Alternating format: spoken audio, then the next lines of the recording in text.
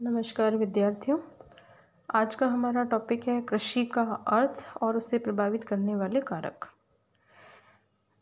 कृषि जो है वह मुख्य रूप से दो शब्दों से मिलकर बनी है, एगर तथा कल्चर। एगर का अर्थ होता है खेत और कल्चर का अर्थ होता है देखरेख, यानी खेतों की देखरेख करना ही एग्रीकल्चर है। अब कृषि को प्रभावित करने वाले कारक जो हैं वह भी 5 प्रकार के बताए हैं: भौतिक, आर्थिक, सामाजिक, सांस्कृतिक और राजनीतिक। भौतिक कारक धरातल, जलवायु और मिट्टी है। आर्थिक कारक बाजार की निकटता, आवागमन के साधन, श्रम और पूंजी है। सामाजिक कारक में जनसंख्या, शिक्षा, मानव की भोजन में रुचि ये है। सांस्कृतिक कारक में परंपरा और धार्मिक विश्वास आते हैं। राजनीतिक कारक में सरकारी नियंत्रण या सरकारी नीतियाँ आती हैं और प्राविधिक कारक में तकनीकी ज्ञान आता है। आइए अब हम इसे विस्तार से पढ़ते हैं। कृषि मानव जगत की बहुत बड़ी पुरानी परंपरा है। इसका विस्तार उतना ही पुराना है जितना कि मानव की सभ्यता। कृषि की संकल्पना की व्याख्या करना कठिन है क्योंकि ये बहुत ही व्यापक शब्द एग्रीकल्चर से बना है, जिसमें एगर का अर्थ होता है खेत और कल्चर का अर्थ होता है देखरेख करना, यानी खेतों की देखरेख करना ही एग्रीकल्चर है। परंतु वास्तव में कृषि में केवल इतनी ही बातें नहीं होती, बल्कि खेतों की जुताई करना, फसल की बुवाई करना, फलों का उत्पादन करना, वृक्षारोपण करना, पशुपालन करना, मत्स्य पालन करना, ये सब भी बातें होती हैं। अब हम जानते हैं कि कृषि से न केवल हम भोज्य पदार्थ प्राप्त करते हैं, बल्कि विनिर्माण के जितने भी कच्चे माल हैं वो सब भी हम खेती से ही प्राप्त करते हैं, जैसे कपड़ा उद्योग के लिए कपास प्राप्त करना। अब जिमरमैन ने कृषि की एक परिभाषा दी है, जिसके अंतर्गत उसने कहा है कि कृषि के अंतर्गत वे उत्पादक और प्रयास सम्मिलित होते हैं जो भूमि पर बसे हुए मानव प्रयोग करता है और पौधों एवं पशु जीवन की प्राकृतिक और जनांगीय विकास की प्रणाली को प्रोत्साहित करता है।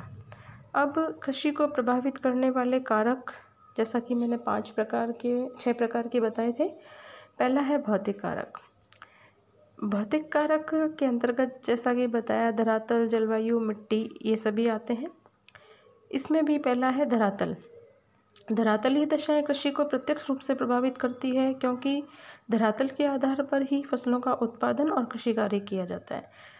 धरातल के स्वरूप में हम पर्वत, पठार, मैदान आदि को पढ़ते हैं और ये सभी विभिन्नताएं कृषि में भी विभिन्नताएं पैदा करती हैं। मानव जो है उसकी सभ्यता का जन्म स्थल मैदान ही रहा है, इसीलिए कृषि भी अधिकांशतः मैदानी भागों में की जाती है। धरातल की 2 प्रमुख विशेषताएं होती हैं: धरातल की ऊंचाई और धरातल का ढाल। जैसे जैसे हम धरातल की ऊंचाई की ओर बढ़ते हैं, जलवायु ठंडी होने लगती है और ऐसा माना जाता है कि ठंडी जलवायु में कृषि ढंग से नहीं होती या कृषि करना मुश्किल होता है। और दूसरा है धरातल का ढाल। धरातल का ढाल जितना तीव्र होता है, पानी उतनी ही जल्दी वहाँ से बह जाता है और मिट्टी भी साथ में बह जाती है, जिससे मिट्टी का कटाव हो जाता है।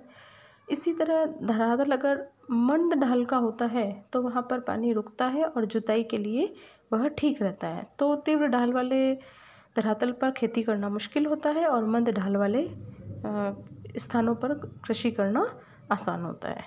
अब दूसरा है जलवायु दशाएं, जिसमें कृषि कार्य पर सर्वाधिक प्रभाव तापमान और वर्षा का पड़ता है। कोई भी पौधा बिना तापक्रम के विकसित नहीं हो सकता। तापमान की दशाओं में भिन्नता के साथ कृषि में भी भिन्नता पाई जाती है।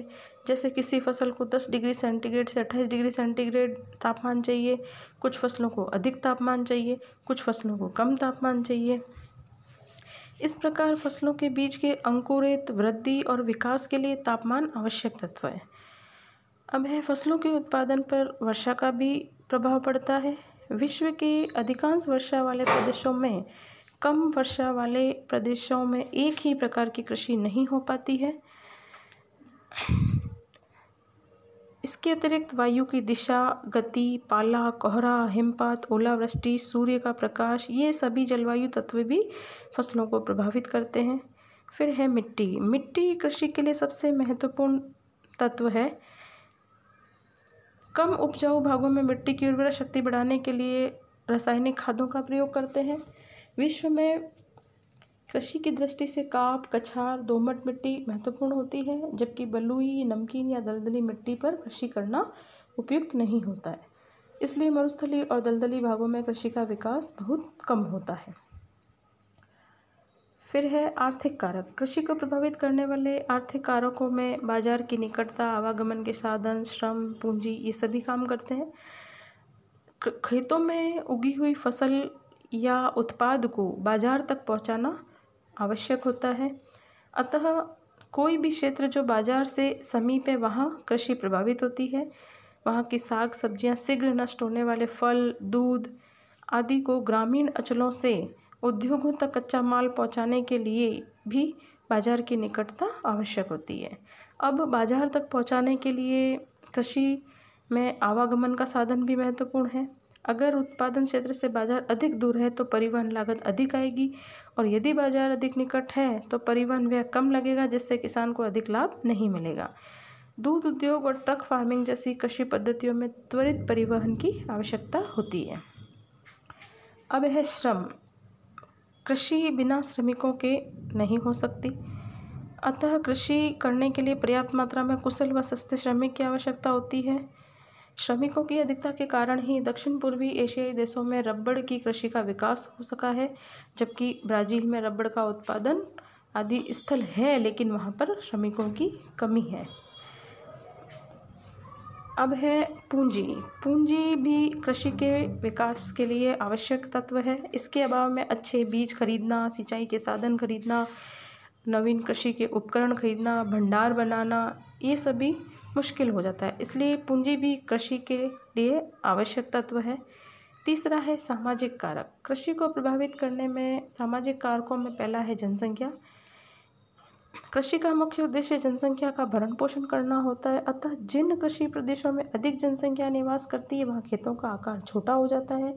इसके विपरीत जिन कृषि प्रदेशों में कम जनसंख्या निवास करती है वहाँ पर खेतों का आकार बड़ा हो जाता है। अब है शिक्षा का स्तर। कृषक यदि शिक्षित होगा तो वह आवश्यकता अनुसार उचित बीज, खाद, कृषि उपकरण, कीटाणुनाशक दवाइयों आदि का चुनाव आसानी से कर सकता है, जबकि अशिक्षित कृषक जो है वह तकनीकी ज्ञान के अभाव में, शिक्षा के अभाव में उचित उपयोग तकनीक का नहीं कर पाता। फिर है मानव की भोजन में रुचि। कृषि पर मानव की भोजन में रुचि वाले कारक का भी बहुत प्रभाव पड़ता है।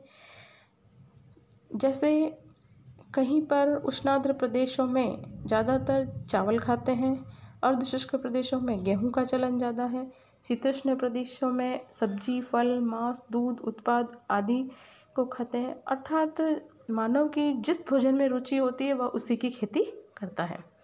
फिर है सांस्कृतिक कारक। सांस्कृतिक कारक में परंपराएं और धार्मिक विश्वास आते हैं। भारत, पाकिस्तान, बांग्लादेश, श्रीलंका, म्यांमार, चीन और मानसून एशिया के देशों में कृषक परंपरागत ढंग से कृषि करता आ रहा है। यहाँ का कृषक अपनी पुरानी परंपराओं को आसानी से छोड़ने के लिए तैयार नहीं है, इसीलिए इस वैज्ञानिक युग में आज भी वहाँ पर कृषि अविकसित है। इसके विपरीत जो पाश्चात्य देश है वहाँ पर कृषकों के ज्ञान के कारण वहाँ पर अत्यधिक विकसित कृषि होती है।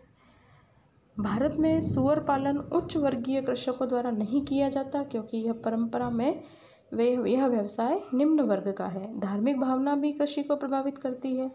जैसे अफ्रीकी देशों में जहाँ मुस्लिम संस्कृति पाई जाती है वहाँ सूअर का पालन नहीं किया जाता, क्योंकि उनके धर्म में सूअर अपवित्र है।